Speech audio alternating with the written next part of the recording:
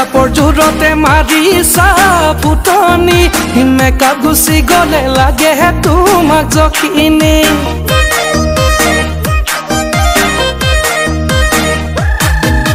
গাঁৱলৈ আহিবা এবাৰ